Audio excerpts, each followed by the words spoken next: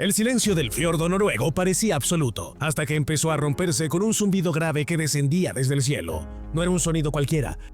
Era el anuncio de algo que jamás se había probado en combate. Aviones británicos avanzaban lentamente, cargados con una bomba tan pesada que parecía desafiar las propias leyes de la física. Abajo, inmóvil y protegido por montañas de agua helada, descansaba un coloso de acero que llevaba meses burlándose de todos los intentos aliados por destruirlo.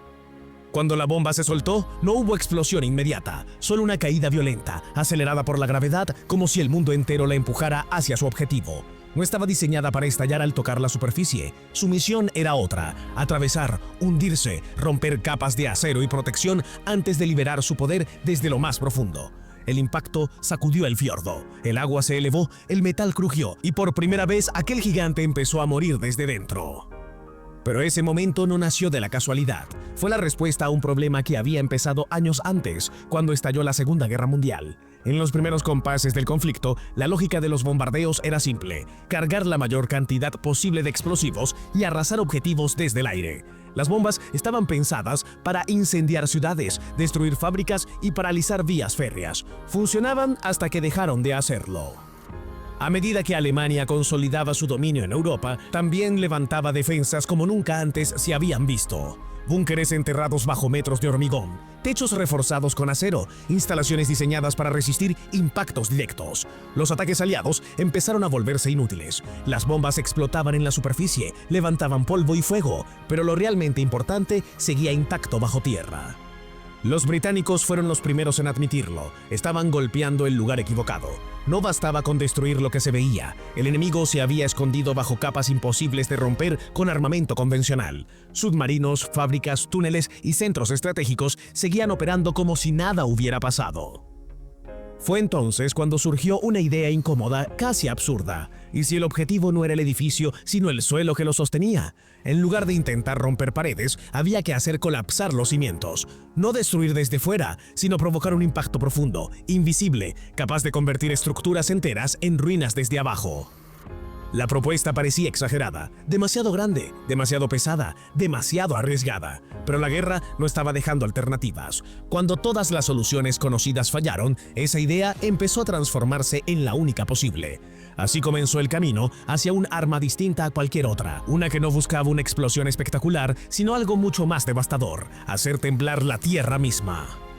La idea de hacer temblar la tierra en lugar de destruir desde el aire tomó forma en la mente de un ingeniero británico que entendía algo que muchos militares pasaban por alto. Las explosiones no solo destruyen por fuego y metralla, también transmiten energía, y esa energía, cuando se libera bajo tierra, puede ser mucho más letal que cualquier impacto directo. El problema era evidente. Para lograrlo, hacía falta una bomba como nunca antes se había construido. No se trataba solo de hacerla más grande, tenía que ser más resistente, capaz de atravesar capas de hormigón y suelo compacto sin desintegrarse. Las bombas convencionales estaban pensadas para estallar al contacto a pocos metros del suelo. Esta debía sobrevivir a una caída brutal, penetrar decenas de metros y explotar con retraso, justo cuando ya estuviera enterrada. Una apuesta técnica enorme y durante años fue vista como una fantasía peligrosa. El primer desafío fue el cuerpo de la bomba. Se necesitaba una carcasa tan sólida que no se rompiera al impactar a velocidades cercanas a la del sonido. Para lograrlo, se diseñó un revestimiento de acero de alta resistencia, grueso, pesado, casi exagerado. Eso reducía el espacio para explosivos, pero no importaba. El objetivo no era una bola de fuego en la superficie, sino una onda de choque subterránea capaz de quebrar cimientos. Luego vino el segundo problema: la velocidad. Para penetrar profundamente, la bomba debía caer como un proyectil perfectamente estable. Cualquier giro, cualquier desviación y perdería su capacidad de atravesar el suelo. Las primeras pruebas fueron un desastre. El artefacto giraba, se desestabilizaba, perdía energía. La solución llegó con una modificación sutil pero decisiva: hacerla girar sobre su propio eje durante la caída. Ese giro la estabilizaba, reducía la resistencia del aire y la convertía en una flecha gigantesca lanzada desde el cielo. El resultado fue un arma que no explotaba donde se veía, sino donde no se veía. Al impactar, podía atravesar metros de hormigón o tierra compacta antes de detonar. Y cuando lo hacía, la explosión no buscaba abrir un cráter bonito, sino generar un vacío subterráneo. El terreno colapsaba sobre sí mismo, las estructuras perdían apoyo y quedaban inutilizadas para siempre. No había reparación rápida, no había parches. Ese efecto fue amplificado por el explosivo elegido, más potente que el habitual y diseñado para prolongar la onda de choque. No era solo fuerza, era duración, una sacudida profunda que recorría el suelo como un pequeño terremoto artificial. Lo que antes parecía una exageración empezó a demostrar que funcionaba. Pero aún quedaba un obstáculo final: llevar esa bomba al campo de batalla. Pesaba tanto que ningún avión estándar podía cargarla sin modificaciones extremas.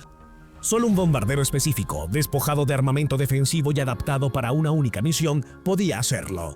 La tripulación también debía cambiar su mentalidad. Si no había un impacto claro, no se podía soltar la bomba al azar. Había que regresar con ella.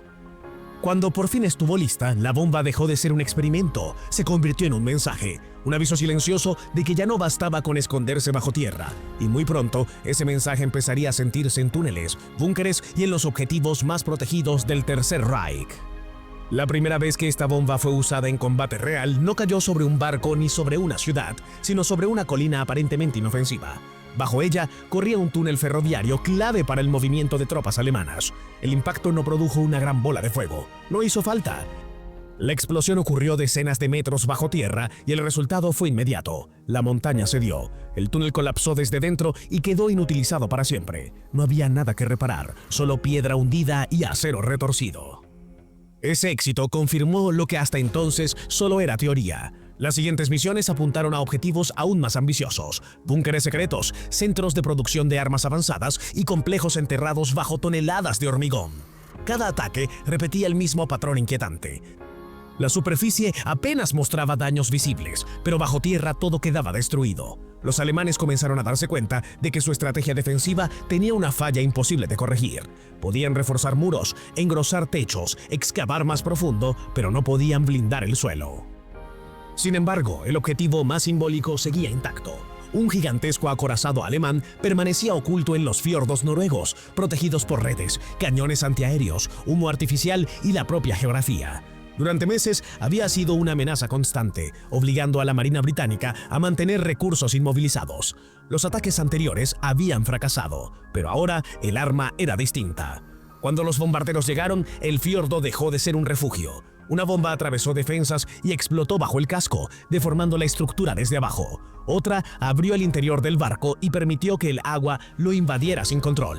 El golpe final provocó una explosión interna que selló su destino. El coloso se volcó lentamente, incapaz de sostener su propio peso. En minutos, lo que había sido un símbolo de poder naval quedó convertido en un cascarón hundido.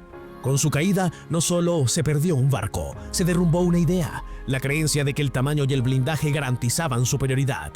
La guerra había cambiado. Ya no se trataba de golpear más fuerte, sino de golpear mejor.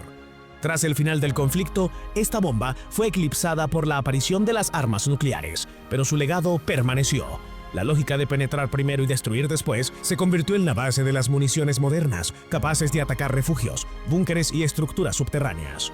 Hoy, cada arma diseñada para destruir desde dentro sigue ese mismo principio. Si te interesan estas historias donde la ingeniería cambia el curso de la guerra, déjalo en los comentarios y suscríbete. Aquí seguimos explorando los momentos en los que una idea fue suficiente para hacer temblar al mundo.